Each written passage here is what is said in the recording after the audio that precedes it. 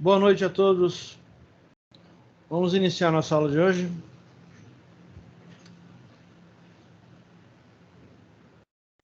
Apenas alguns avisos antes, né?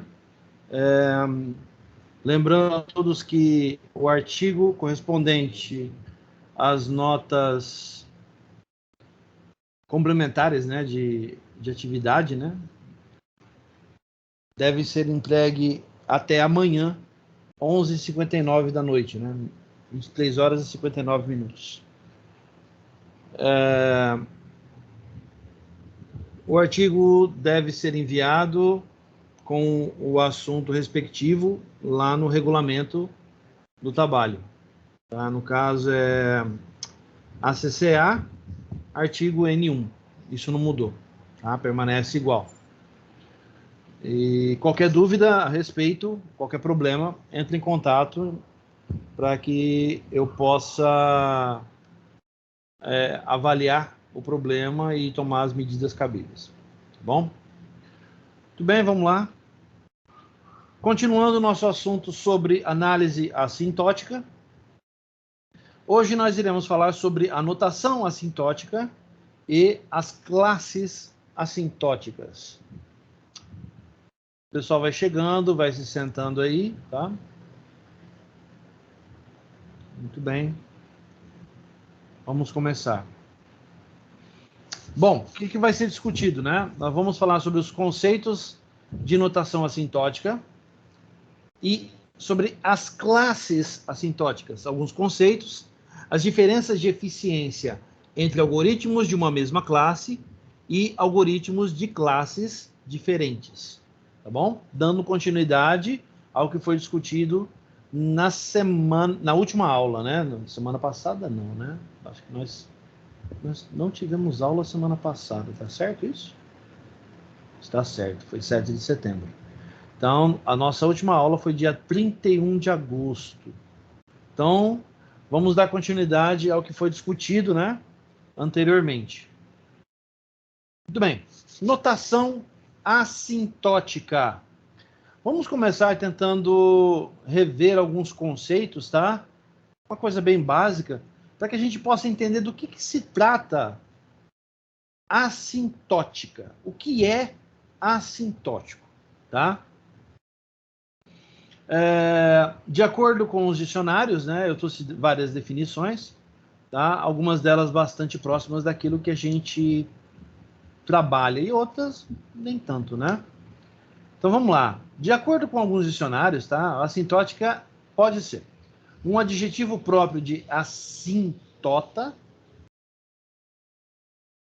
algo que faz referência à linha que se aproxima indefinidamente de uma curva, sem jamais cortá-la, mesmo que se suponha uma e outra prolongadas ao infinito, com uma distância menor que toda a quantidade infinita determinada. Aqui faz algum sentido dentro dos gráficos que nós já verificamos, né, das funções geradas pelas equações que são produzidas na complexidade do algoritmo. Se alguém tiver dúvida quanto a isso, dá uma revisada no material para que possa entender do que a gente está falando. Chamamos de comportamento assintótico o comportamento a ser observado em uma função f de n, quando n tende ao infinito. Opa! Essa definição nos interessa bastante, né? Isso aqui está ligado diretamente àquilo que a gente está vendo na disciplina. Aquilo que está bastante próximo e aquilo que não se reduz, não coincidente. Bom, a definição que a gente vai usar e é que está mais próxima daquilo que a gente pretende é essa do meio, né? Chamamos de comportamento assintótico o comportamento a ser observado em uma função f de n quando n tende ao infinito. Essa é uma boa definição, tá? Gravem isso aqui, tá? Porque de agora em diante a gente vai falar muito sobre funções f de n, tá? Não estou falando de equações de primeiro ou segundo grau, mas sim das funções utilizadas para a geração de gráficos em um plano cartesiano, tá? Se alguém tiver dificuldade com isso, revisão matemática básica. Anteriormente, analisamos algoritmos de busca linear e busca binária, avaliando sua complexidade relativa ao tempo. Retomando lá na aula anterior, quando a gente falou sobre alguns algoritmos, né, como Bubble Sort e Quick Sort, né? E o que realmente queremos saber é quanto tempo esses algoritmos demoram. Nós não estamos interessados em saber os resultados finais produzidos pela execução do algoritmo, mas sim quanto tempo eles podem demorar. Até mesmo por isso a gente fez uma análise e criou-se uma função, né? Relembrando, né? Deixa eu abrir o PDF aqui da aula anterior para que vocês possam entender do que eu estou falando. Se é que a galera lembra do que eu estou falando, né? Vamos lá. Estou abrindo aqui o PDF. Nós olhamos, deixa eu jogar para vocês aqui, que ajuda a lembrar. Nós olhamos, então, desde o começo, tá? Vou voltar lá. O que nós vimos, né? Nós vimos os conceitos, o método analítico, contagem de etapas, análise de algoritmos lineares e análise de algoritmos quadráticos. Tá certo? Então, quando eu cito esses algoritmos, foram aqueles que nós analisamos a sua execução, né? Onde fizemos o treinamento por etapas. Aqui, os algoritmos lineares, né? Neste caso, a gente estabeleceu aqui uma função t de n, onde é igual a 3n mais 2, que é a fórmula de complexidade do algoritmo, certo? Quando eu digo função, estou falando isso aqui, tá? Muito bem.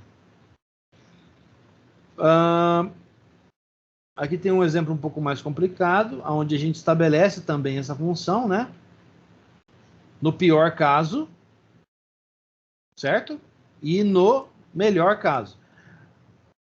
Mas, gente, o melhor caso não nos interessa. O tempo nos interessa, e precisamente o tempo no pior caso. É o pior caso que nos interessa nessa situação. Então, um exemplo dos quadráticos, né, quando a gente olhou o Bubble Sort, a gente foi diretamente no pior caso, né? Então, quando analisamos o pior caso, nós chegamos em duas instruções distintas, né? Então, por exemplo, o Bubble Sort no melhor caso a função é t de n igual 3n mais 2. Muito bem. E o pior caso? No pior caso, ele teve complexidade quadrática, né? T de n é igual a 5n ao quadrado menos n mais 1. Esse caso é o que nos interessa, certo? Muito bem, relembramos então. Vamos retomar aqui o que estamos discutindo, tá?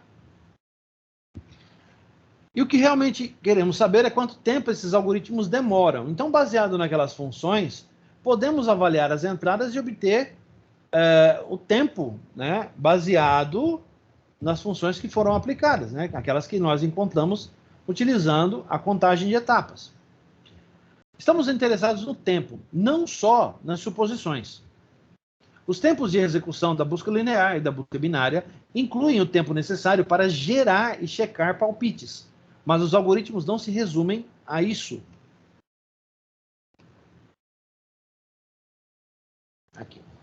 O tempo de execução de algoritmo depende do quão demorado é para um computador executar as linhas do código de algoritmo. E isso depende da velocidade deste computador, da linguagem de programação e do compilador que traduziu o programa da linguagem de programação para o código que executa diretamente no computador, entre outros fatores. Podemos até fazer uma edição aqui rápida, se vocês me permitem, para enfatizar esses fatores, tá? Ó. Então, peraí. Velocidade do computador, linguagem de programação e do compilador que traduziu, entre outros fatores. Muito bem. Opa! Peraí. O que eu fiz aqui? Acho que dá para colocar aqui assim. Pronto. Então, é isso que nos interessa, né? Esses fatores são os primordiais, aqueles que nós contamos para poder ter o tempo de execução do algoritmo, né? Então, vamos lá, vamos retomar. Ele depende da velocidade do computador, da linguagem de programação e do compilador que traduziu o programa da linguagem de programação para código que executa diretamente o computador. Ou seja, da criação do código em formato binário, certo? Da compilação do código para o formato binário. Isso dá para entender e nós podemos enxergar o seguinte, que essas funções elas podem depender também das máquinas nas quais estão sendo avaliadas. Nós podemos compreender, e vimos isso na aula anterior, né? Tem um momento da aula anterior que eu falo isso, que a configuração aplicada, por exemplo, um Core i7, né? O rendimento de um Core i7 pode ser inferior ao rendimento de um Core i5 de geração mais recente, certo? Então, a mesma função pode ter variação de uma máquina para outra. Então, temos que contar com isso para poder considerar, né, que a função está sendo realizada de maneira correta. Certo? Caso contrário, o que vai acontecer? Nós temos uma medição errada em cima da aplicação do algoritmo. Isso pode ter algumas consequências não agradáveis, né? Porque isso até explica também por que determinado código roda mais rápido na máquina A do que na máquina B. Ou, um outro exemplo bastante interessante, por que determinado algoritmo implementado em Java roda de um jeito e implementado em C# roda de outro? Então, nós como pessoas da área de TI, nós temos essa compreensão e temos essa visão. Apesar dos pesares, né, que temos alguns xiitas que não corroboram, mas nós podemos comprovar isso, que o mesmo código desenvolvido em determinada linguagem de programação pode rodar diferente de uma máquina para outra.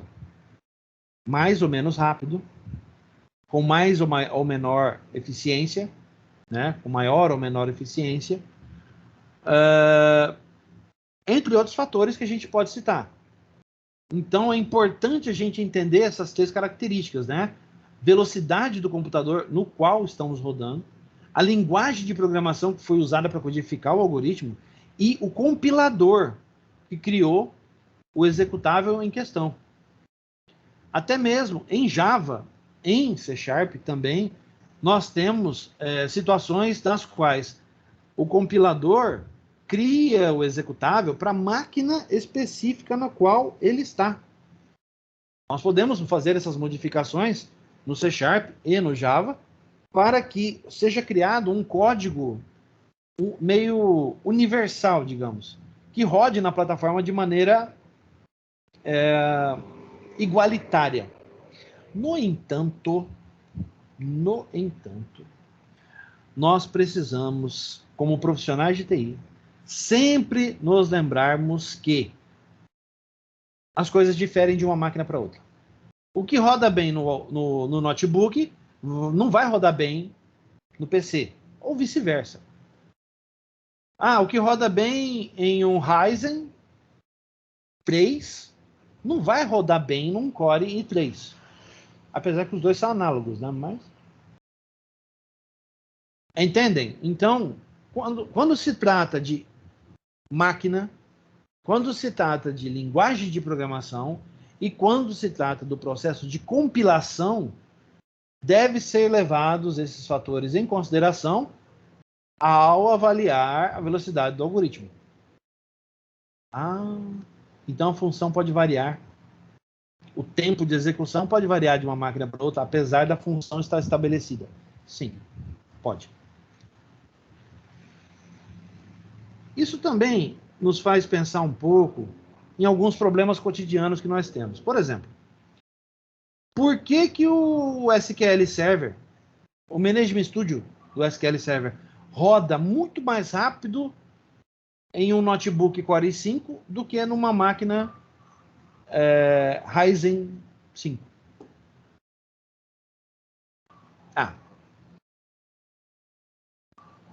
Tem bom senso.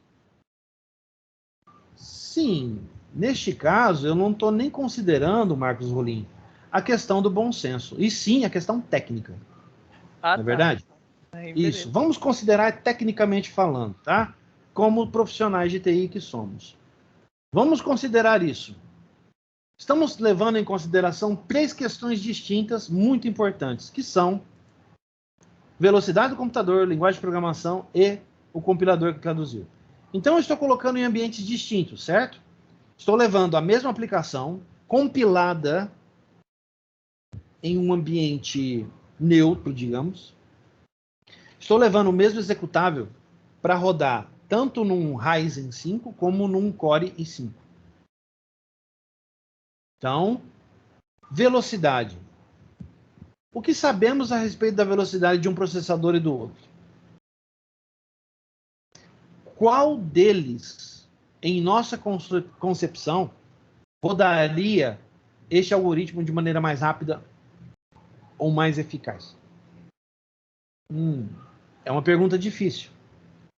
Não é uma pergunta simples de ser respondida. Em segundo, criamos o mesmo algoritmo em linguagens de programação diferentes. Então, para a galerinha xiita, eu vou mudar a verborragia das minhas palavras. Vamos fazer o seguinte. Eu vou criar o mesmo algoritmo Quicksort, tá? Quicksort. Eu vou criar ele em Python e eu vou criar ele em Node. O mesmo algoritmo. Lembrando que Node é JavaScript. Então tá. E vou colocar ele para rodar em máquinas semelhantes, análogas. 2 máquinas Core i5. Com a mesma configuração. 2 máquinas idênticas. Processadores, memórias, SSD, sistema operacional, tudo igual. E para mudar um pouquinho o jogo de palavras, vamos rodar isso no Linux. Muito bem. Isso, inclusive, me dá uma ideia para um trabalho para vocês. Ideia essa que o Paulo avalizou na última conversa que tive com ele.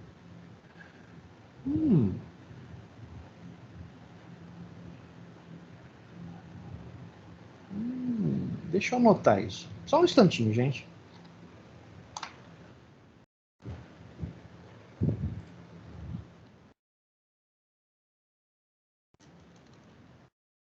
Deu uma ideia muito boa.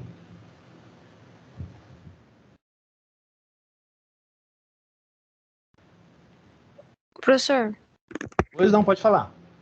eu não tô entendendo muita finalidade. Seria para, tipo, analisar desempenho, é isso? É que eu não entendi. Vamos lá. Olha o que eu estou levando em consideração. O tempo de execução. Eu não estou considerando o desempenho. Eu quero saber o tempo de execução do algoritmo. Eu esqueço o resto. Certo? Tá, mas aí...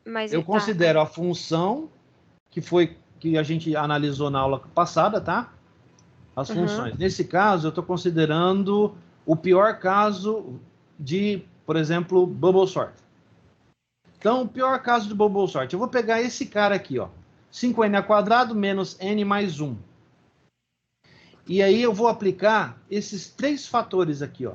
Velocidade do computador, linguagem de programação e compilador que traduziu da linguagem para o binário. E aí, considerando esses fatores, eu posso dizer, este algoritmo aqui, ele rodará da mesma forma, considerando esses fatores? Quer dizer, o tempo de Entendi. É a interpretação do compilador, né? No caso. É um pouco além disso, Flávia. Eu estou citando já o... por exemplo, se nós fizéssemos uma medição desse cara aqui, ó, 5n ao quadrado menos n mais 1, que é o pior caso do bubble sort. Uhum. Na hora que eu aplicar isso, por exemplo, na primeira situação, tá? Velocidade do computador. Então, eu pego o mesmo algoritmo, escrito na mesma linguagem de programação, compilado com o mesmo compilador, e coloco em 2 máquinas diferentes. É na mesma linguagem. Isso, a primeira situação. Tá?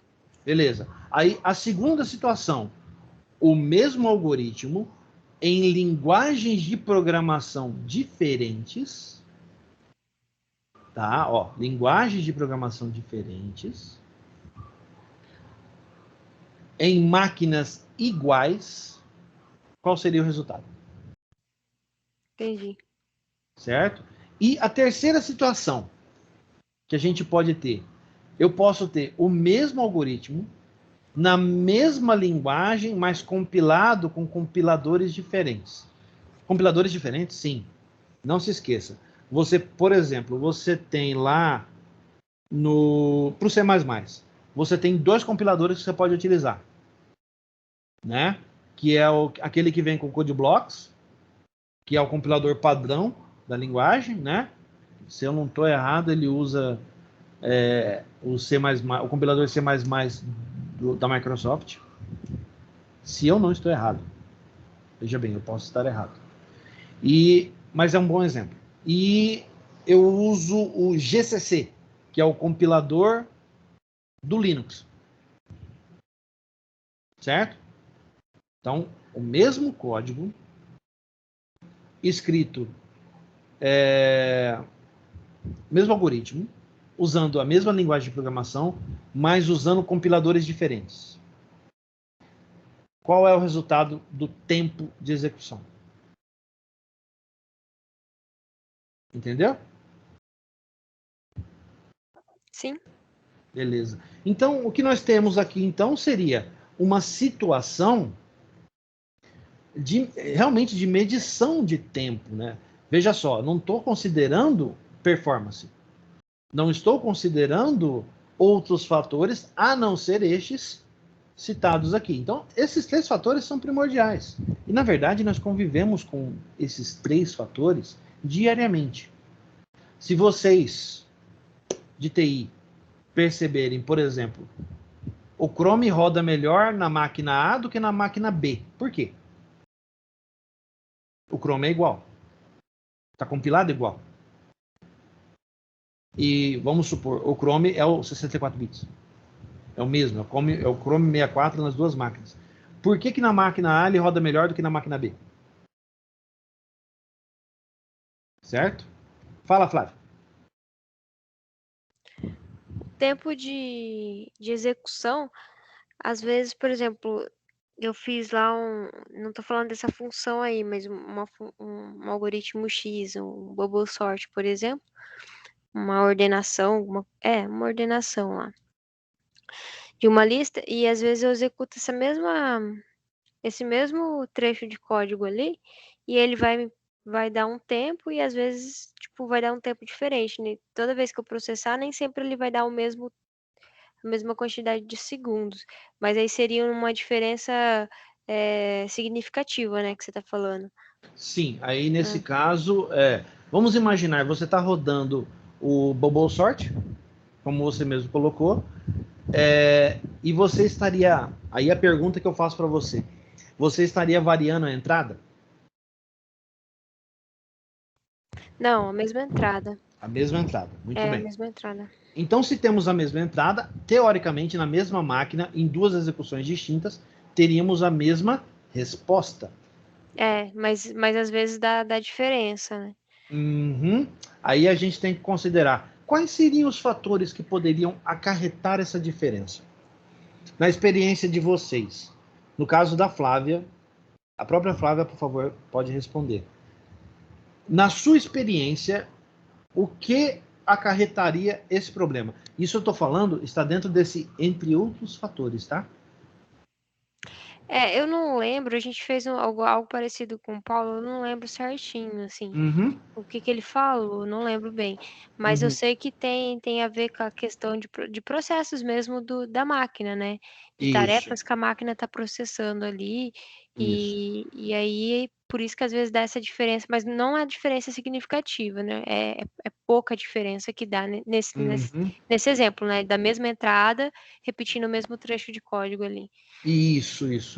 Exatamente Professor, esse tipo, só um instante, exatamente esse tipo de impressão que eu quero que vocês tenham, tá? Esse tipo de compreensão.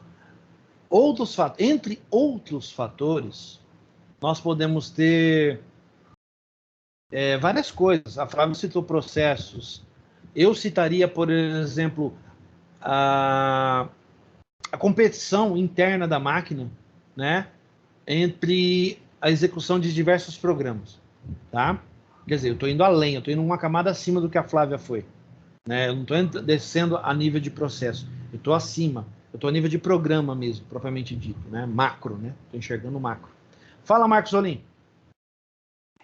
isso não está atrelado direto, que é aquele negócio do desempenho, que é o espaço sobre tempo, um negócio assim. Daí, por exemplo, como ela já executou uma vez, aí a memória não é mais a mesma, ela já está sendo usada um pouco, daí ela automaticamente ela vai influir no tempo de execução.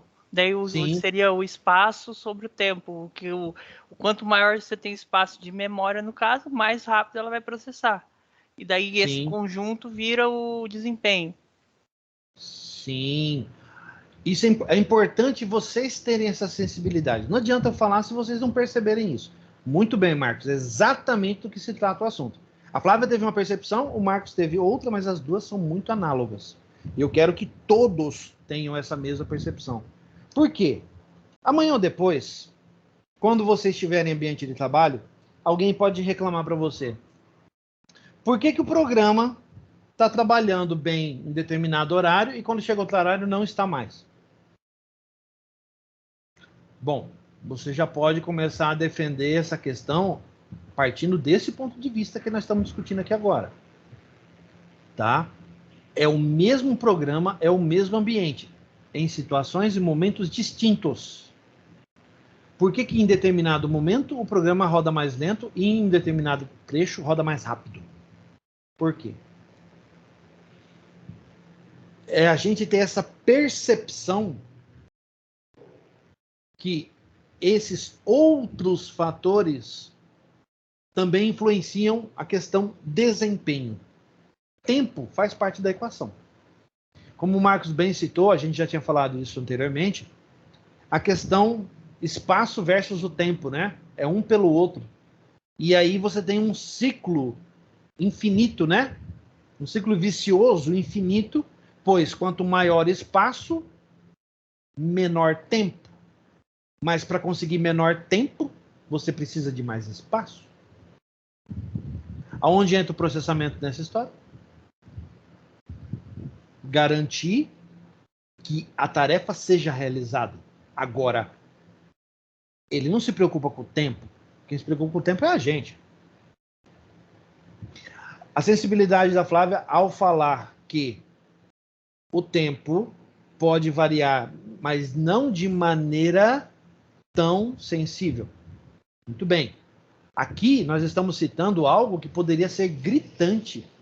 O mesmo algoritmo compilado em uma máquina neutra, certo?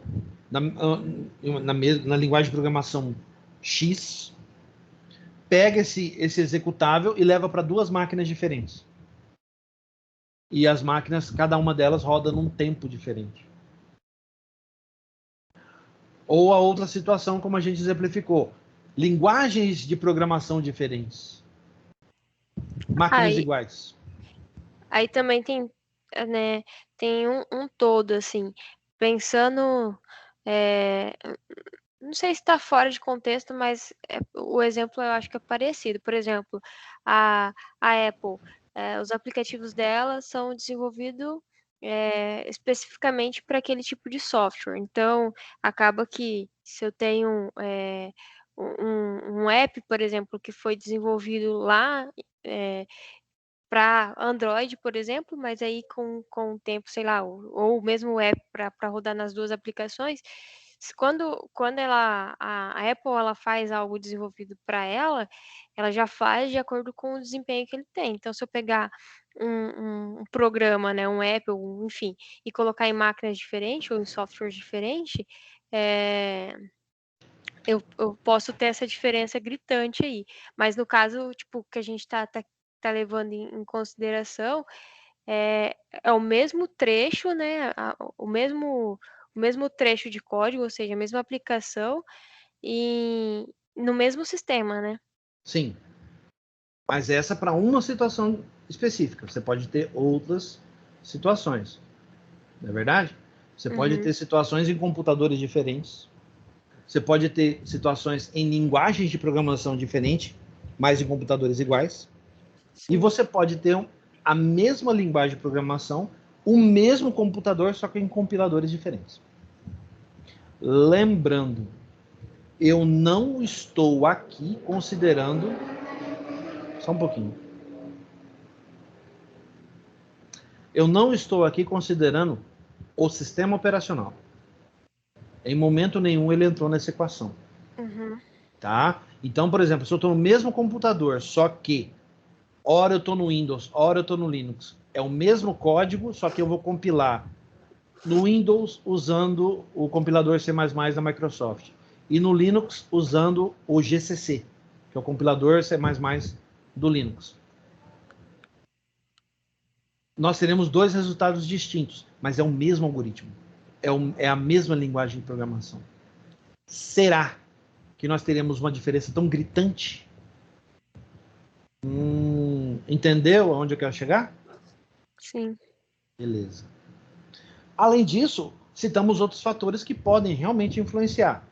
Eu não estou levando em consideração o sistema operacional. Alguns de vocês poderiam levar.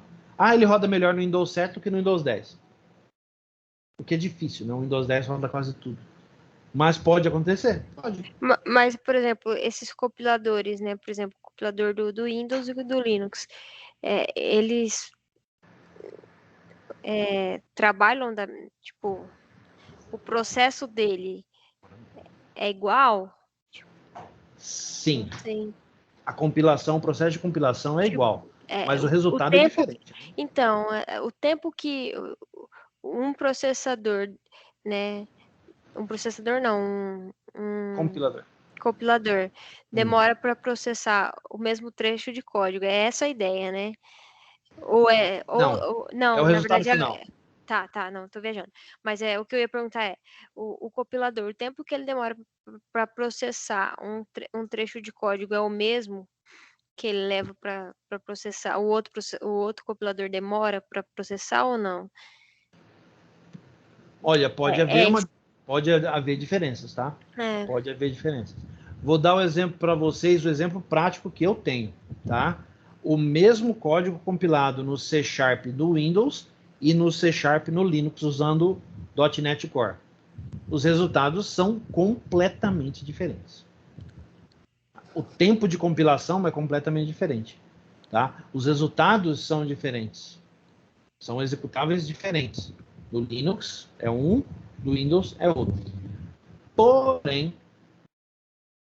ao executar, eu obtenho um resultado semelhante. Então, olha só, olha o tamanho da complexidade, tá? O mesmo algoritmo, a mesma linguagem, só que eu compilo no Windows e compilo no Linux. Ao executar, eu tenho resultados semelhantes. Por quê?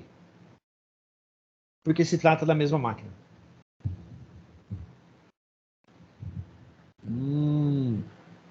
Poderia ter uma situação completamente adversa aí, né? Poderia ter algo completamente fora do padrão, fora da linha. Mas não tive. Entende? Então, nós estamos discutindo coisas que nós passamos no dia a dia. Nós vivenciamos. E, às vezes, não sabemos explicar. Então, é um trabalho meio de Sherlock aqui, tá, gente? Eu espero que todo mundo tenha percebido. Temos situações distintas, vivenciamos essas situações, mas cada uma delas pode afetar de uma maneira distinta, uma maneira diferente. Precisamos ter essa sensibilidade para identificar isso. Então, é um trabalho meio de investigação, tá bom? Vamos continuar? Importante, tá? Já vimos que o máximo de tentativas necessárias em busca linear e em busca binária, ou busca quadrática, tá? Que é o algoritmo quadrático, né? Aumenta conforme aumenta o tamanho do array de entrada. Então, é aquele gráfico, né? Quanto maior o tamanho da entrada, mais tempo ele leva para executar, e o resultado acaba desenhando um gráfico para nós.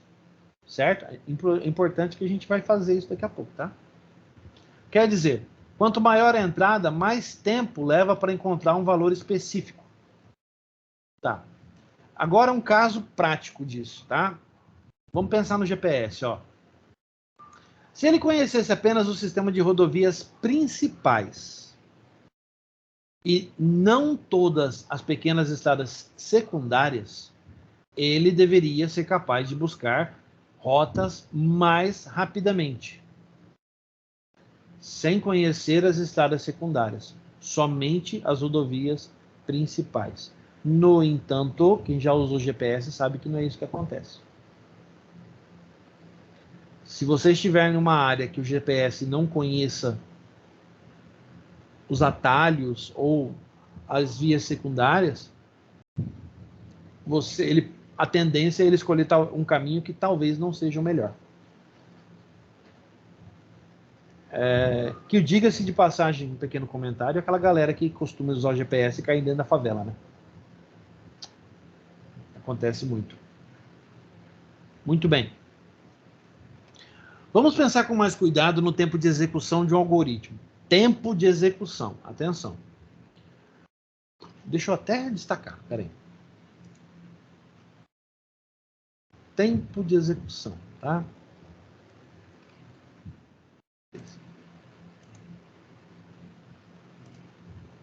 Vamos lá. Podemos usar a combinação de duas ideias. Primeira, precisamos determinar o quanto tempo o algoritmo leva em termos do tamanho da entrada. Bom, a gente já tem uma ideia de como fazer isso pela contagem de etapas. Beleza. Segundo, precisamos focar em quão rápido uma função cresce com o tamanho da entrada. Ele está falando do gráfico, tá? Chamamos isso de taxa de crescimento do tempo de execução. Deixa eu grifar isso aqui também. Taxa de execução, taxa de crescimento do tempo de execução. Muito bem.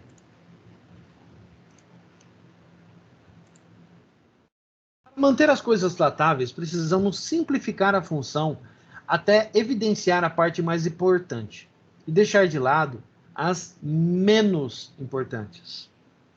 Em uma função quadrática, qual seria a parte mais importante? A parte maior. Então, o AN elevado ao quadrado é uma possibilidade? Vamos analisar. Por exemplo, ó, tá lá a situação. Suponha que o algoritmo seja sendo executado com uma entrada de tamanho n, a gente não sabe o tamanho desse array, colocamos n. Ele leve 6n ao quadrado mais 100 vezes n mais 300 instruções de máquina. ou seja, o tempo gasto no processamento exposto em forma de equação matemática, como já vimos na contagem de etapas. O termo 6n² torna-se maior do que os outros termos, 100 vezes n mais 300. Uma vez que n torna-se grande o suficiente, 20 neste caso. Se n for igual a 20, vamos fazer esse cálculo? Ó, peguei a calculadora aqui. Vamos lá? 6 vezes n elevado ao quadrado. Então, vou colocar, acho que é 20x ao quadrado, dá 400. Tá certo? Igual a... Deu 2.400 aqui. Essa parte aqui deu 2.400. Certo? Qualquer coisa aí, por favor, me avisa. Vamos lá, segunda parte. 100 vezes 20 mais 300. Deu 2.300. Realmente ficou menor. Certo? Então, a partir de n igual a 20, a parte quadrática torna-se maior que os outros termos. Beleza. Vamos continuar. Observe o gráfico que mostra os valores de 6n² mais 100 vezes n mais 300, para valores de n variando entre 0 e 100. Quando chega a 20, nós temos o cruzamento. Tá vendo? Um pouquinho antes, né? Que em 20 ele já muda, né? Então, até o 19, podemos dizer, quando o n vale 19, os dois são equivalentes. Ou, no caso, abaixo disso, a segunda parte é maior do que a parte quadrática. A partir disso, a partir de 20, este valor é superior a esse. E aí ele traça um gráfico diferente. Certo? Vamos continuar. Podemos dizer que esse algoritmo cresce a uma taxa de n², deixando de fora o coeficiente 6 e os termos restantes, 100 vezes n mais 300. Não é realmente importante que os coeficientes que usamos, já que o tempo de execução é esboçado nessa função, que é uma função quadrática, né? Para alguns números com A maior que 0, B e C, tendo que B e C podem ser negativos, sempre haverá um valor de n para o qual a n² é maior que B vezes n mais C. Como comprovamos aqui, né? Ó, essa parte, a partir de um determinado valor de n, a parte vermelha, que é a parte quadrática, ela se torna superior ao restante da função. E essa diferença aumenta junto com n, assim como o gráfico mostra para a gente. Ou seja, a parte maior da função quadrática, a n², quando multiplicada por n, sempre vai levar mais tempo para ser executada do que o restante dos seus fatores. Agora, observe o gráfico que mostra valores de 0,6 n² mais 1000 vezes n mais 3000. Para valores de n variando entre 0 e 5000. Olha só, mudou a função do tempo. Mudou a função quadrática, tá? No entanto, o gráfico nos mostra que existe um valor aqui, ó, que essa parte, apesar de decimal, torna-se maior do que os outros fatores. Observaram que a parte mais relevante da função quadrática levou mais tempo para ser executada? Olha lá, ó. De 6n² para 0,6 n ao quadrado. Ó, saltou bastante, né? Muito bem. Seja o valor de n igual a 6 ou 0,6, sempre haverá um ponto de cruzamento, independentemente das constantes. Descartando os termos menos significativos e os coeficientes constantes, podemos nos concentrar na parte mais importante do tempo de execução de algoritmo, sua taxa de crescimento, sem sermos atrapalhados por detalhes que complicam sua compreensão. Quando descartamos os coeficientes constantes e os termos menos significativos, usamos a chamada notação assintótica. Existem classes específicas de algoritmos, as quais denominamos classes assintóticas. E 3 formas de anotação: a notação θ, a notação ρ, ou letra O, né? O pessoal chama a notação O, Big O, né? Ou a notação ômega. Muito bem. A partir de agora, a gente começa a ver as classes assintóticas. Eu pretendo, mas não vai dar tempo. Eu gostaria de passar mais a respeito disso antes da prova.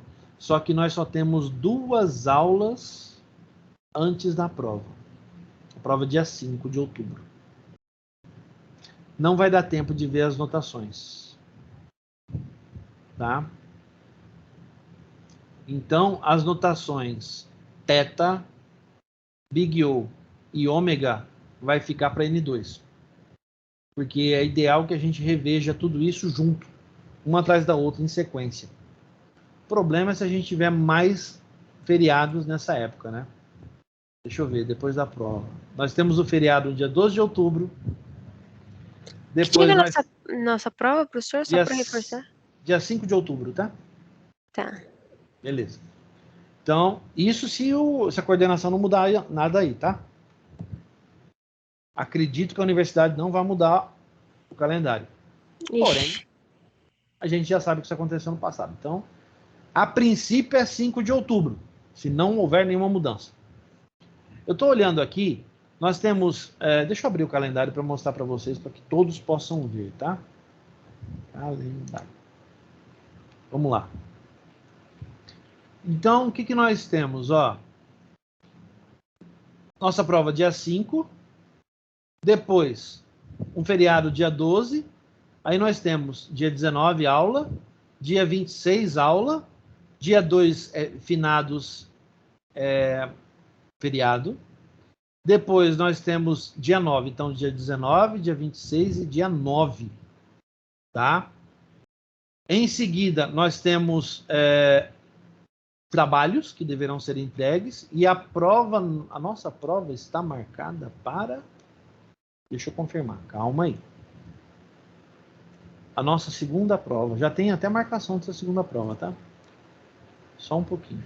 Acho que é a primeira semana de dezembro. Então, bom, vamos interpretar que seja. Se for na primeira semana de dezembro, dia 7. Então, nós teríamos o quê? Nós teríamos dia 19, dia 26 e dia 9. Depois, dia 16, dia 23 e dia 30. Acho que dá. Acho que dá. Eu estou planejando para passar o máximo de conteúdo possível para vocês, porque essa disciplina é muito importante para o ENAD, tá? Então, eu acho que a gente vai conseguir ver as notações, cada dia desses aqui para uma anotação, tá? Dia 19 vai ser a notação θ, dia 26 a notação Big O, e dia 9 de novembro a notação ômega. Lembrando que nós teremos trabalhos aqui, tá? Tem umas datas aqui que talvez mudem. Nós teremos trabalhos que serão que eu devo passar para vocês, tá bom? Mas eu acho que não vai mexer com as datas. Beleza? Alguma dúvida sobre isso, gente? Não, tá ok. Ótimo, vamos continuar então.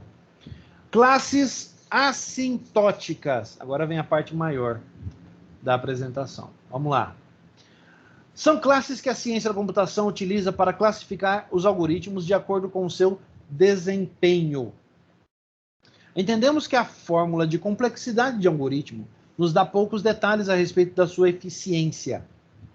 Contudo, a análise do seu comportamento assintótico, que acabamos de conversar sobre isso, mostra exatamente como se comporta o seu desempenho durante a sua execução. O segredo do comportamento assintótico de um algoritmo está no termo polinomial de maior grau da sua fórmula de complexidade, pois esse termo define a sua classe assintótica. Acabamos de ver isso, né? A gente viu por um exemplo de uma função quadrática, a parte an ao quadrado é a parte que conta mais. No entanto, existem vários tipos de funções estabelecidas, as quais a gente precisa entender quais são os termos mais importantes, tá bom? Então vamos dar uma olhada aqui, ó. Vamos lá, observa, tá? No algoritmo T de n igual n ao quadrado sobre 2. O que realmente importa é o termo de maior grau, n ao quadrado. Portanto, esse algoritmo é de classe quadrática. Lembrando que n ao quadrado aqui tem um 1 na frente, não? Então seria meio vezes n ao quadrado, né? Muito bem. De baixo, t de n é igual a 100 vezes n mais 1000. Uma função de primeiro grau, né? O que realmente importa é o termo de maior grau, seja n. Portanto, é um algoritmo de classe linear. Está aqui, ó. Essa parte que nos interessa. No algoritmo t de n é igual 5n ao quadrado menos n mais 1 quadrático. A gente já sabe que o termo de maior grau é o n ao quadrado. Então, é um algoritmo de classe quadrática. No algoritmo t de n é igual a 3n mais 2, uma função linear, já sabemos que a classe, nesse caso, o termo mais importante é n, então isso se trata de um algoritmo de classe linear. Mesma coisa para o de baixo, né? Olha lá, o maior grau é 4n, então também linear. A seguir são expostas as classes assintóticas mais comuns existentes em análise de algoritmos. Então a gente vai ver cada uma das mais comuns que a gente pode encontrar, com o seu respectivo gráfico. Vamos lá. Classe fatorial, n fatorial, é a pior classe existente. Geralmente ocorre em alguns algoritmos que usam a técnica de força bruta para resolver problemas. A galerinha que gosta de desenvolver código para quebrar a senha usando aquele brute force, né? Geralmente desenvolve algoritmos utilizando essa classe, tá? A classe, os algoritmos que eles utilizam é da classe fatorial. Beleza? Lembrando que n tende ao infinito, tá? Então, essa curva aí, ó, ela rapidamente ascende a valores altíssimos, tá? Continuando. Classe exponencial. A classe mais eficiente que o fatorial, porém, ainda muito longe de ser um algoritmo eficiente. Também ocorre em algoritmos que usam força bruta para resolver problemas. A classe polinomial, n elevado a k, são mais eficientes que os exponenciais, porém, só são adequados para resolver pequenos problemas. Quando o valor de n cresce muito, o algoritmo se torna bastante ineficiente.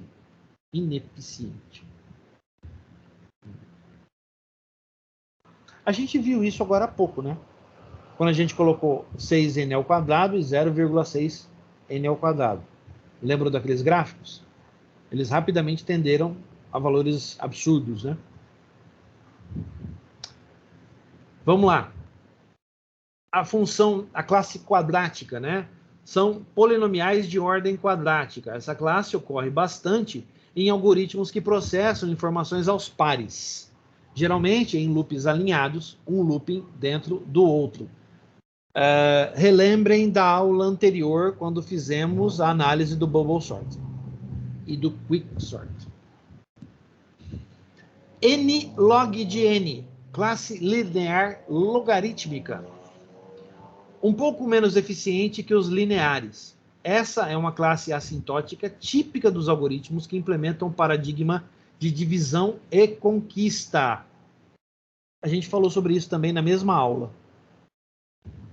Muito próximo da função linear, que é considerada uma das melhores, tá? E por fim, né? Mas não sendo, eu acho que... Ah, tem mais uma. Achei que essa era a última. Mas tudo bem. Algoritmo, classe linear. Algoritmo muito eficiente. A classe linear ocorre em algoritmos que precisam processar N elementos de entrada e fazer pequenas computações sobre esses elementos. A melhor classe no meu ponto de vista, tá? Considerado muito eficiente. Outra classe logarítmica. A melhor dos mundos para os algoritmos. Essa classe, log de n, tá? Não é n log de n. Essa classe é típica de algoritmos que podem resolver os problemas transformando-os em problemas menores a cada etapa da resolução. Muito bem. E o nirvana, vamos dizer assim, tá?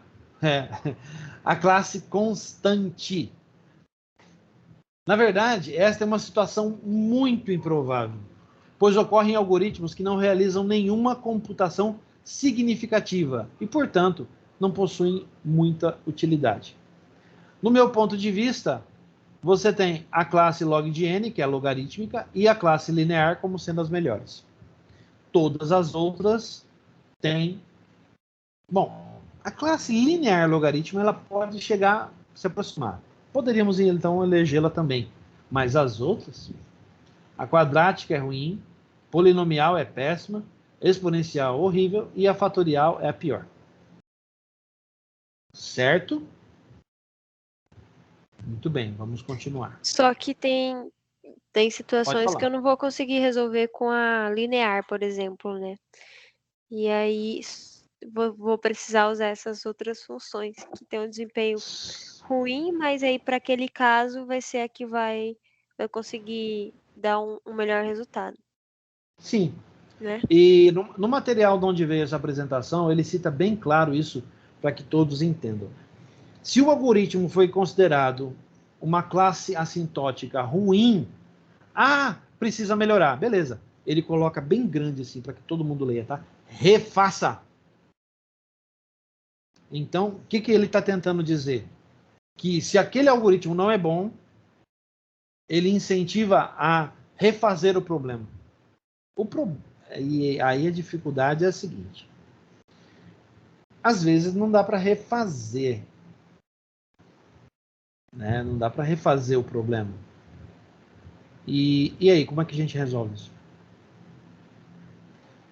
A gente pode recorrer a novas soluções ou fazer pesquisa em cima para tentar desenvolver uma forma de resolver de um jeito mais eficiente. Mas, dependendo do problema, dificilmente você vai escapar de uma situação assim, tá? Onde o termo maior da função de complexidade vai se encaixar num desses aqui, ó. Fatorial, exponencial ou polinomial. E daí, professor, daí entra aquele comentário que uma das aulas você passou, que seria aqueles problemas que não tem solução, porque se só tem a solução de ruim, muito ruim, ele não é solução. Então, ignora, ele não tem solução, ponto. É mais ou menos isso. Exatamente. E tem vários, hein? Então, o parâmetro é tentar chegar o máximo possível da linear. Se chegar acima da ao quadrado, lá da quadrática, né? Essa daí da quadrática, se passar dessa, já não presta. Já. Tem que ficar entre a quadrática e a linear. Ali que é a tentativa. Passou disso, qualquer outra opção... Isso. Descarte. Você pode dizer assim, que a quadrática é o teu limite, tá? Aí, o que está dentro da faixa do aceitável é a linear logarítmica, a linear e a logarítmica. A constante você não vai alcançar nunca. Pode esquecer. Então, são essas três. Logarítmica, linear e linear logarítmica. A quadrática é o teu limite. Até aqui eu vou, daqui para frente eu não vou mais. Porque daqui para frente é ruim demais. Vai levar tempo demais para resolver o problema. aí não dá. Polinomial, exponencial e fatorial devem ser evitadas ao máximo. Recai exatamente no que o Marcos está comentando, que são os problemas insolúveis. Ou que até hoje ninguém apareceu com uma solução decente, né? Beleza? Alguma dúvida sobre essas classes, gente? Elas são as primeiras, essas ruins aí? Ele começou pelas piores, tá? Faz sentido. Começa pelo pior e vai pro melhor. Porque aí você vai aperfeiçoando, né? Isso. A visão, inclusive, do material é justamente essa. Tá? Alguma dúvida sobre isso, gente?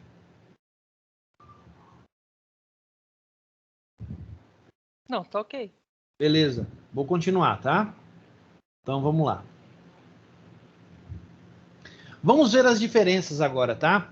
Diferenças de eficiência entre algoritmos de uma mesma classe. Então, por exemplo, eu posso pegar dois algoritmos lineares e analisá-los. Tá bom? Então, se dois algoritmos forem da mesma classe assintótica, qual será o mais eficiente? Para a análise de algoritmos, o que importa é apenas definir a classe do algoritmo, pois ela define o seu comportamento assintótico. Dois algoritmos pertencentes a uma mesma classe possuem o mesmo comportamento assintótico.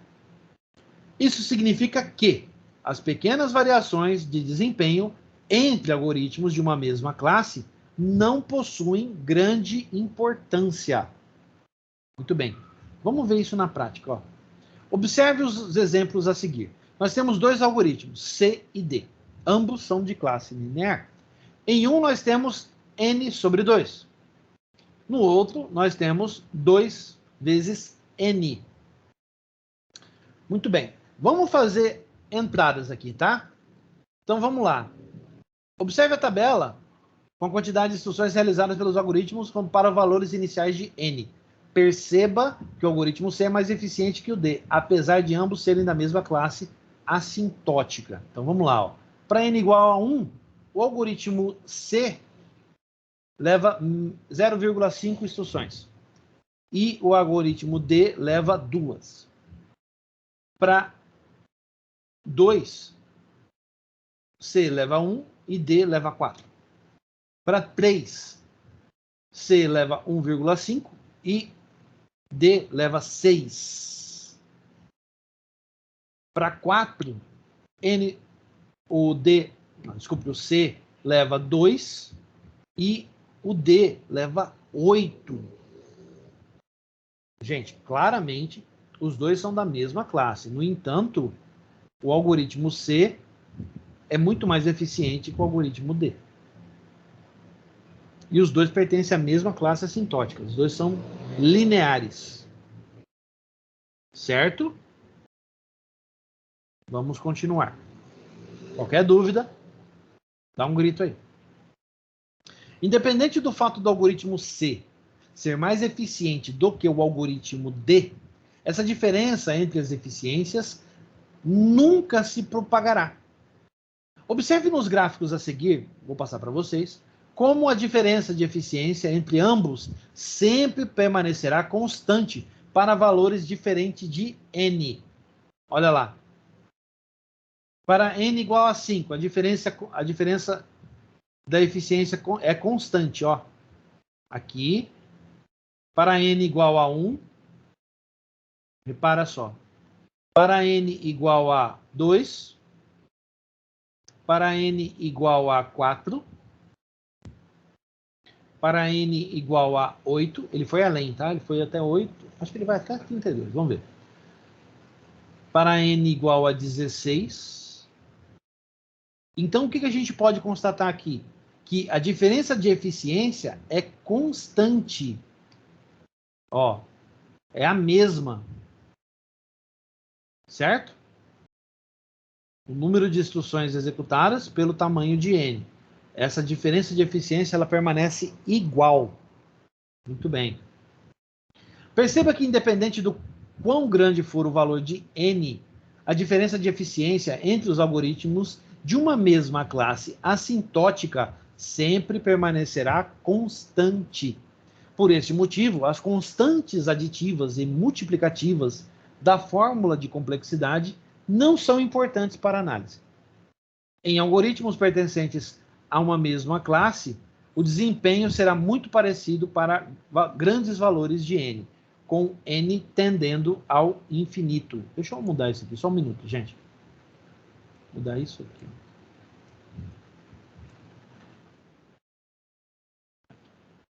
Então, vamos lá. O que a gente pode compreender a partir do momento que a gente vê isso? Nós podemos compreender o seguinte, que algoritmos de mesma classe, tá? Vamos voltar lá para a gente entender.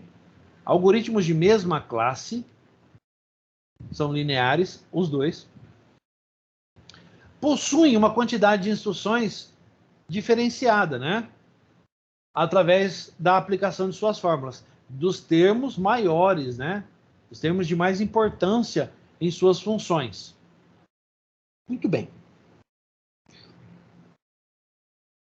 Quando eles têm os mesmos valores, essa variação, ela se aplica, né? Está aqui o gráfico que nos mostra. Quando ele está em zero, o n, a entrada é 0,5, para ambos, né? Aqui para C e aqui para D. Tá? Sendo que D é pior, né? Tá aqui a tabela para 1, né? 2 vezes 1, 2. 1 sobre 2, 0,5. Muito bem. Aí nós temos para n igual a 1, o algoritmo C e o algoritmo D. Repara que a diferença da eficiência, ela não muda. Ela permanece igual. Nós poderíamos utilizar esse exemplo prático em algumas situações de código que nós temos.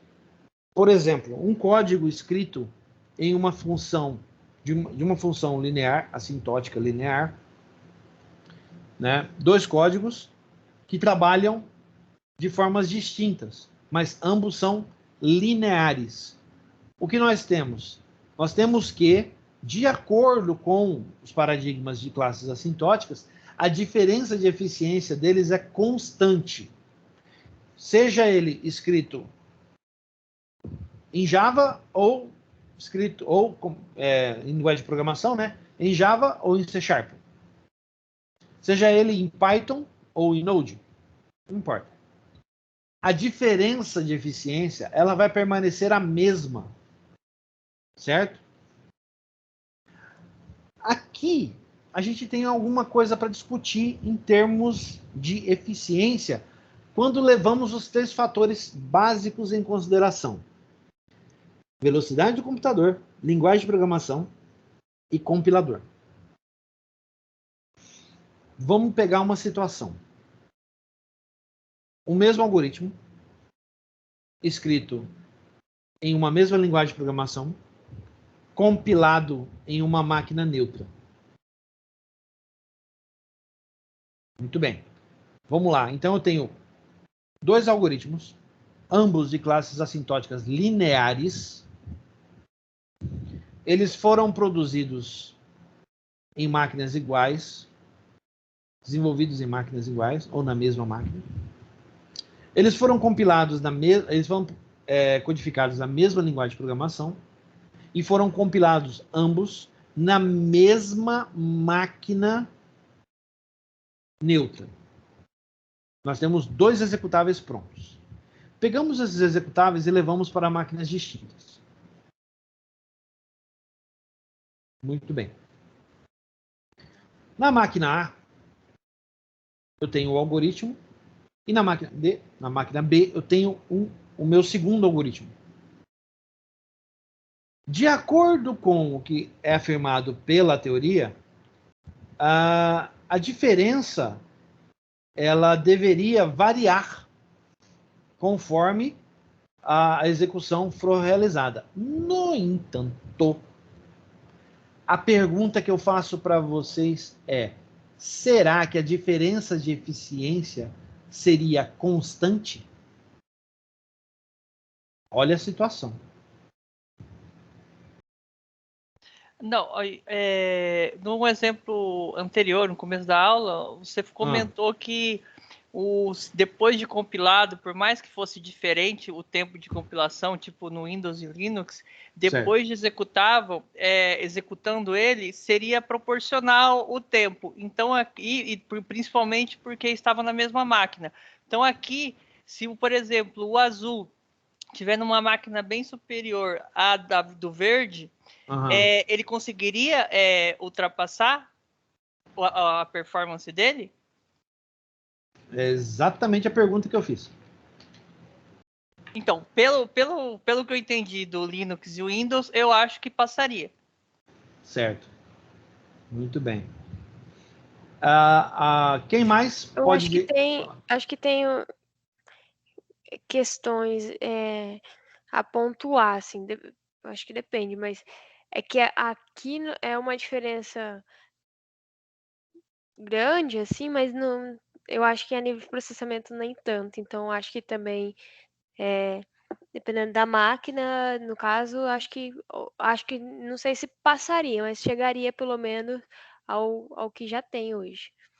Certo. Então, na sua opinião, a diferença de eficiência permaneceria constante. Certo. Tudo bem. Alguém mais tem algo a ponderar? Tá aberto, gente. Pergunta do professor. Vamos lá.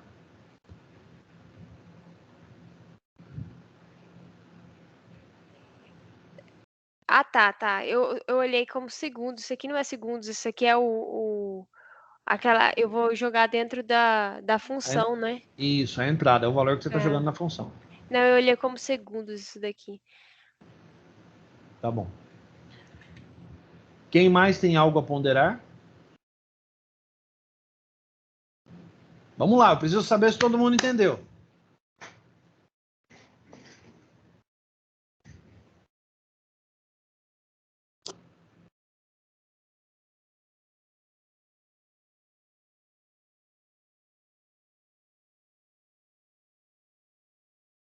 Bom, eu vou acreditar que todo mundo entendeu. Só o Marcos e a Flávia que falaram. Eu vou considerar que todo mundo compreendeu o que está sendo dito. Certo? Muito bem. Então, vamos analisar a outra situação, tá? Diferenças de eficiência entre algoritmos de classes diferentes. Agora, vamos jogar pimenta no ventilador, tá bom? Em algoritmos de classes assintóticas distintas, a diferença de eficiência se propagará ao passo que o valor de n cresce. Então, conforme maior for o valor de n, maior será a diferença.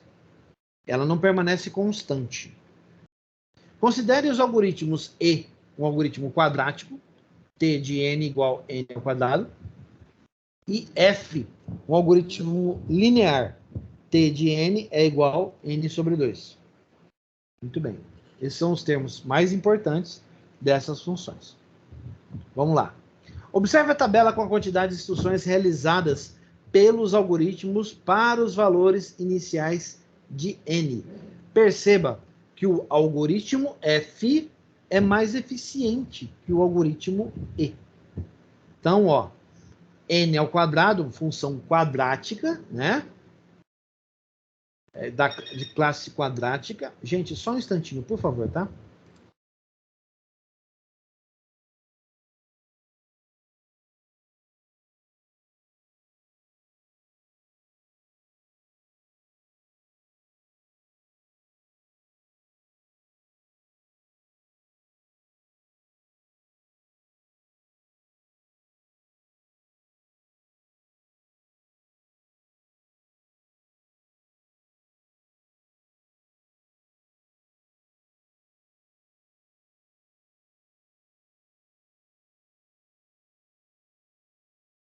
Desculpe, gente, tive que atender o fixo aqui. Vamos lá, vamos voltar então. Então, ele chama a nossa atenção para o seguinte. N ao quadrado é classe assintótica de função quadrática, certo? Muito bem. No caso, n ao quadrado exponencial, né? Certo? Vamos voltar lá, para não falar besteira. 2 elevado a n. Não, é quadrática mesmo, isso é n elevado ao quadrado. Perfeito, me enrolei agora. Então, vamos lá. Então, nós temos n ao quadrado, né, função quadrática, e n sobre 2, função linear. Ele chama a nossa atenção para o seguinte, a quadrática é mais eficiente, né, do que a função e. Deixa eu só conferir uma coisa. Isso. Então, olha lá, ó. O f é mais eficiente que o e. Então, a linear é mais eficiente com a quadrática. Aqui teve uma troca de quadros, aqui não tem problema. Então, vamos lá. Aqui nós temos a função mais eficiente. Mais rápida. Quantidade que levou a menor quantidade de instruções para ser executado. Então, nós temos aqui. Para 1, 0,5 e 1. Para 2, 1 e 4. Para 3, 1,5 e 8.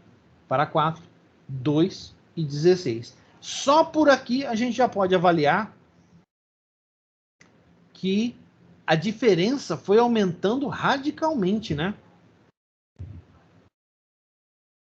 Dá para perceber isso. Não existe diferença constante, né? Ele foi aumentando radicalmente. Não dá para estabelecer, né? 1, 4, 8, 16. Olha a diferença para cá. 1,5 e 2. Olha, radical, né? Observe que essa diferença de eficiência entre os algoritmos se propaga ao passo que o valor de n cresce, pois trata-se de 2 algoritmos de classes assintóticas distintas. Observe nos gráficos ilustrados abaixo como a diferença de eficiência entre ambos se propaga para valores diferentes de n. Abaixo não, né? A seguir, né? Então, vamos lá, ó. Para n igual a 5. Então, vamos lá. Deixa eu só confirmar uma coisa. E e F. O E é azul, o F é o verdinho. O F é linear. Dá uma olhada no traço. O F é quadrática, o E que é linear. Não, espera aí. Vamos lá. O F linear. O E quadrática. Olha tá. aqui, ó. N ao quadrado, N sobre 2. Isso aqui linear, isso aqui quadrático. Então, o azulzinho... E aí... Ó, olha lá. O azulzinho é quadrática. A quadrática sempre descreve uma curva, tá? Ó, quadrática sempre descreve uma curva. O linear sempre descreve uma reta.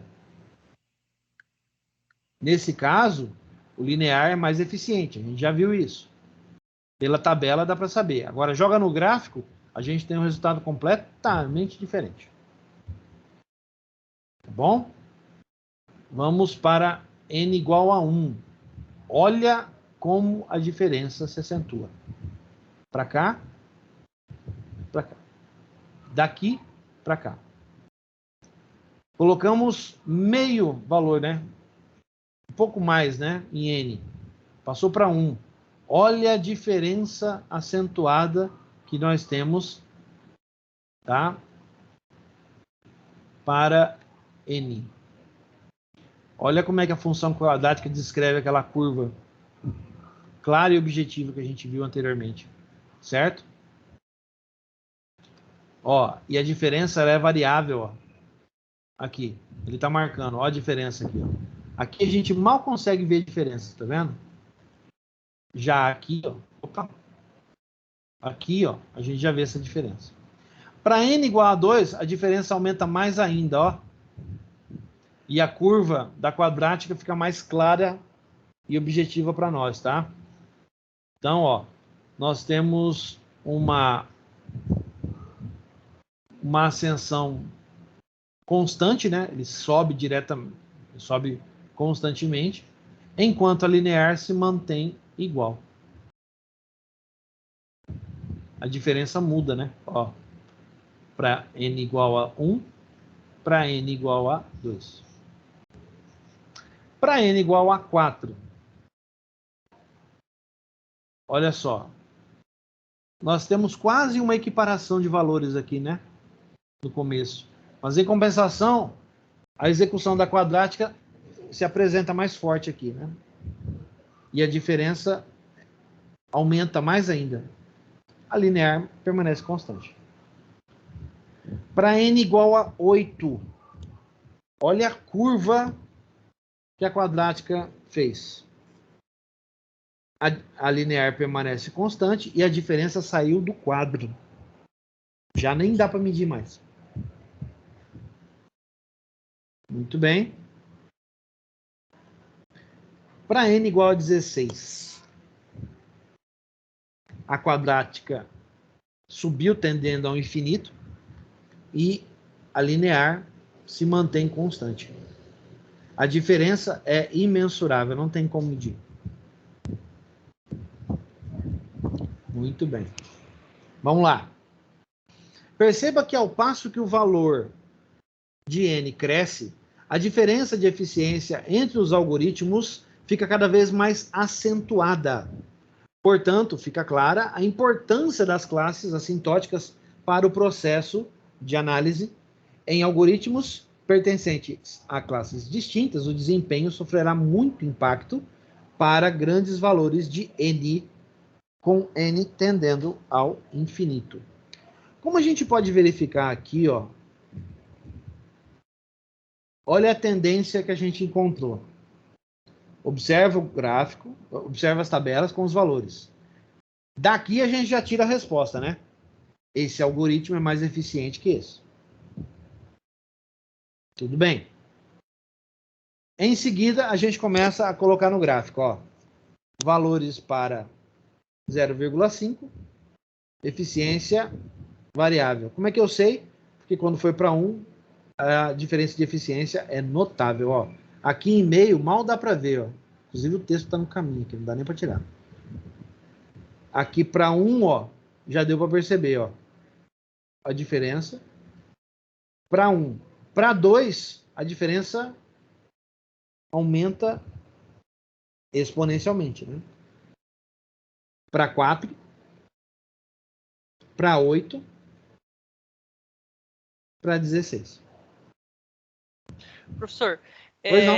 nessa área, então, porque a quadrática é o nosso limite, então já deu para ver claramente que ela que realmente não tem como, não tem máquina que resolva para tentar ver diferença, não tem jeito.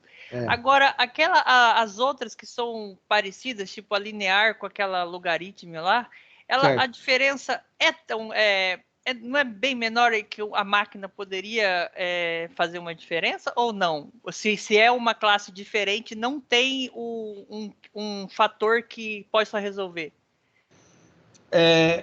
Eu responderia a tua pergunta analisando outro fator, Marcos, que deve ser bastante interessante também.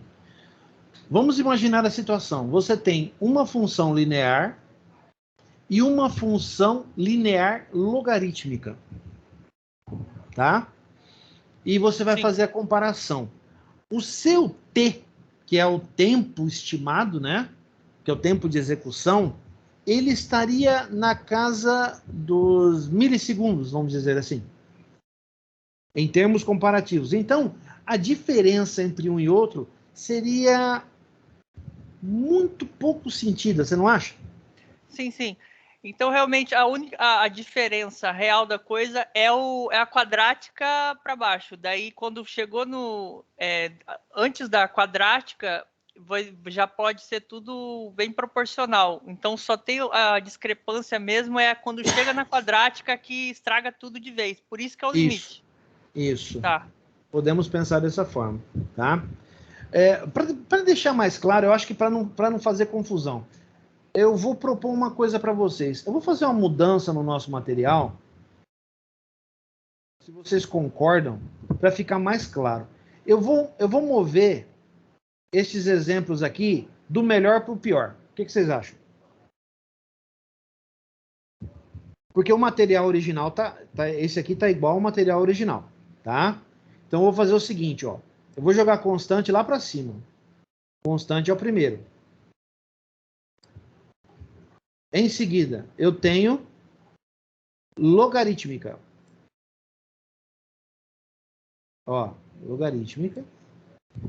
Em seguida, Terceiro, eu tenho a linear. Então, eu tenho, vamos lá, constante, logarítmica e linear. Logo em seguida, eu tenho linear logarítmica. Muito bem. E o meu limite, que é a quadrática, eu vou colocar bem aqui. Daqui para baixo é só problema. Tá? E aí eu vou colocar de acordo com o desenho, que é a polinomial, é a exponencial e a fatorial, que é o pior caso. Então, eu estou partindo... Fiz ao contrário, tá, gente? Para ficar claro. Beleza. Porque eu acho que da outra forma também estava meio confuso. Agora deu para entender melhor. Então, o que a gente tem, ó? A constante, que é a ideal. Em seguida, a linear e a linear logarítmica. Em seguida, nós temos a quadrática, que é o meu limite. Até aqui eu consigo ir. Mas para valores muito grandes de n, eu tendo a quê? Eu tendo a ter os gráficos dessa forma aqui, ó. Esse tipo de gráfico, ó. A partir de 4, ó, a diferença passa a ser imensurável, ó. Não dá para medir mais. Para 8, complicou tudo. Para 16, então, nem se fala. E agora Tá? a última dúvida aqui é... Ah, E você comentou que a constante é só utópica, bem dizer. isso. Agora, a linear parece que é a padrão, essa log de n ali, antes, aí, essa existe ela? Ou sempre vai ser o padrão, vai ser a linear? Ou acontece muito de você conseguir ter abaixo da linear, que é a logarítmica? Vou responder da seguinte forma. Atualmente, são pouquíssimos que estão na classe logarítmica. Pouquíssimos. A maioria dos bons algoritmos que nós temos hoje estão na linear. Aí, daqui é colina abaixo, tá?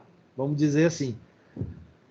Aí, Tá, então a média é a linear, é o trabalho a média linear. sempre é Isso. linear. Daí se passa, Isso. se abaixo de linear, daí foi um sucesso e não vai acontecer tão cedo. Outro.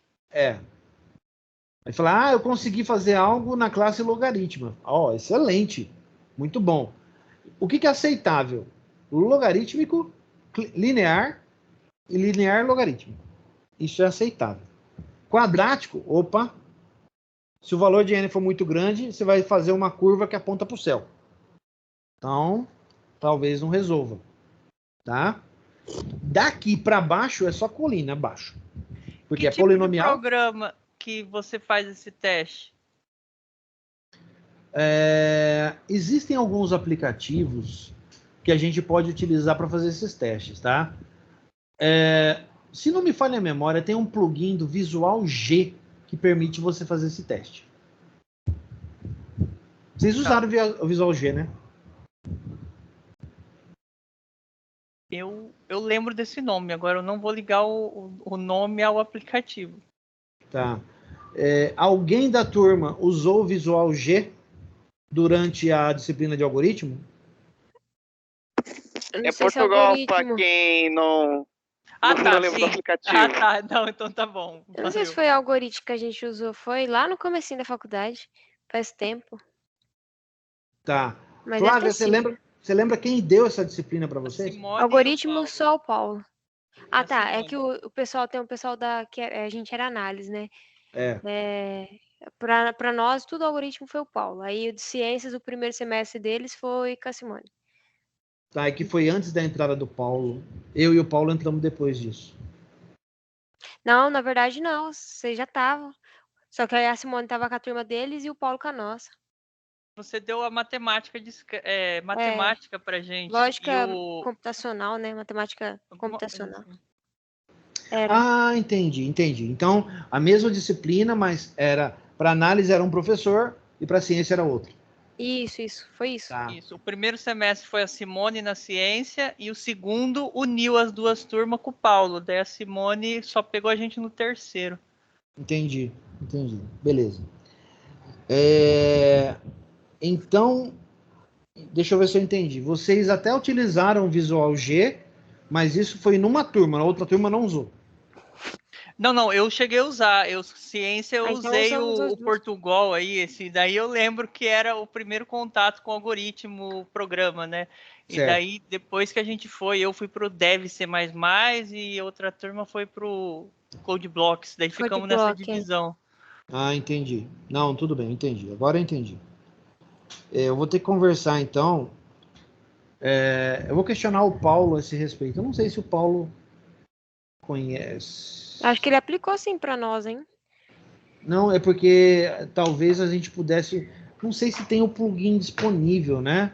Para a gente poder usar o plugin que faz que mede a complexidade do algoritmo lá no Visual G. Eu vou conversar com ele para ver se a gente pode confirmar essa informação. Se houver, eu vou conversar com ele e eu vou preparar uma apresentação da gente testando isso na prática no Visual G, tá bom? E aí eu vou passar para vocês, caso eu consiga, eu passo para vocês o tutorial de como fazer isso. Tá bom? Beleza. Beleza. Sem promessas, porque eu não sei se vai dar certo. Eu vou tentar, tá? Foi igual que a gente fez em APD e acabou não dando muito certo. Mas lá em APD foi um problema mais embaixo. Tá? Muito bem. Gente, até aqui, alguma dúvida? Não, por enquanto não, professor. Tá bom. Alguém quer fazer alguma colocação, falar alguma coisa?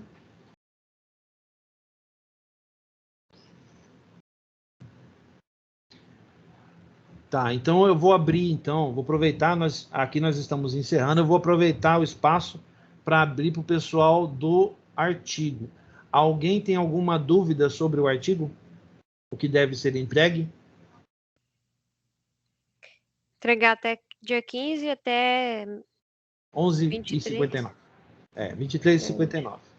Tá? Ele vale 500 pontos. Pode falar, Juliano.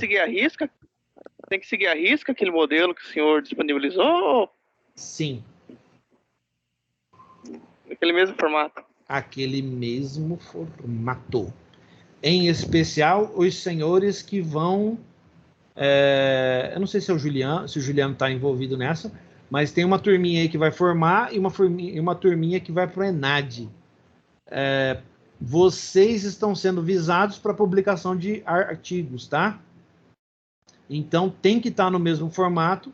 Se tiver fora do formato, eu vou ter que conversar com você para a gente resolver essa questão, tá? Mas o ideal é que esteja dentro do formato, porque eu vou avaliar, vou passar para o Paulo, vou passar para a Raquel, eles vão olhar também, e os melhores eu já vou passar direto para a Noísa, que a Noísa vai jogar para o colegiado para decidir qual vai ser publicado.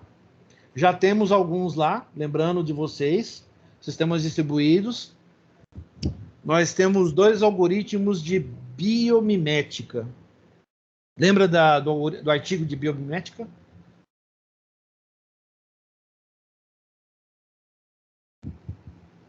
Já faz tanto tempo que vocês não lembram. Você foi em sistemas distribuídos. Lembram-se? Sim. Beleza. Depois computação verde. Isso. Então, nós temos dois algoritmos. Nós temos 2 artigos de biomimética, nós temos 3 artigos de sistemas distribuídos que foram selecionados, tá? Nós temos mais 3 artigos dos calouros de sistemas operacionais e só. Mas é opcional, né, professor? Se a gente não quiser publicar... Aí, quando a Noísa entrar em contato, vocês falam se quer ou não. Uhum. Beleza. Bom? Lembrando a importância da publicação do artigo para o currículo acadêmico de vocês. É extremamente importante. Um artigo publicado vai parar no teu currículo acadêmico. E pode vir a contar como critério na avaliação para pós-graduação, mestrado e doutorado. Entenderam? Mais alguma dúvida, alguma colocação sobre o artigo? E antes que perguntem, não posso dizer quem foi, porque quem foi já sabe que foi. tá? Mas eu não posso divulgar por enquanto. Professor, Fala bem alto, Wagner. sobre o artigo, então, só para confirmar, é para entregar até amanhã, né? Sim, É porque eu tô aqui do PDF lá da primeira aula, acho que o planejamento zero, uma coisa assim, é que sim. ela fala que é para entregar no dia da avaliação N1. Sim, nós tivemos uma mudança, Wagner. Foi feita nas últimas aulas aí. Eu repassei isso para a turma, tá? Inclusive isso está gravado, está disponível em vídeo.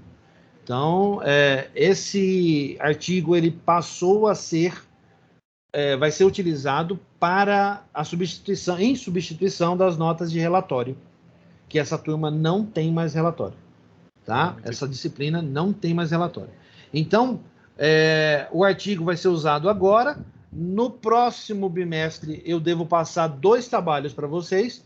Um deles eu acabei de escrever o enunciado aqui. Quem estava assistindo a aula deve ter entendido o que eu falei. Quem pegou, pegou. Quem não pegou, dançou. O segundo bimestre vai ter artigo também? Não, não vai ter artigo não, vai ser trabalho, tá?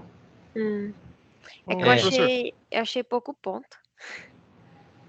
Pouco ponto ou o que você fala? O artigo, né? Porque aí acabou sendo a Sim, diferença de relatório. sim, foi a solução que eu encontrei para poder ajudar vocês. Para completar também o valor. Né? Sim, sim. Tá? Apenas alertando que tem uma galerinha aí que tá sem nota, tá? Então o artigo é um jeito de se salvar aí. Lembrando, gente, não preciso dizer, a CCA é uma disciplina AMP, não tem atividade no portal. Então as atividades que você tem são aquelas que eu passo para vocês durante as aulas e as provas. Aquelas avaliação lá no conta ponto? Não, né? Avaliação do quê? No portal. Tem umas questões lá que você tem que responder. São 5 questões de cada. Eu não sei se é por unidade ou por seção da unidade. Acho que é por Olha, unidade. É por unidade. Não sei. Eu acho que esse é coisa do tutor. Tem 5 questões, por exemplo, de análise, né? Lá. Aí você responde, só que eu não sei se ele contabiliza ponto, que nem as demais matérias. Eu acho que Não. contabiliza, mas é tipo, vai valer 45 pontos Entendi. cada questionário, 75, normalmente é isso. Vamos fazer o seguinte, eu vou conversar com a coordenadora para saber se essas questões vão fazer. Eu respondi, deixa eu ver. Tá, tudo bem. É o nota máxima, não é não, professor? Não, não é não, é o dentro da disciplina do professor. Quer ver? É porque eu não tenho essa parte do portal, eu não tenho acesso, então eu não sei dizer para vocês, tá? Peraí que eu vou entrar aqui e eu já falo. Tá.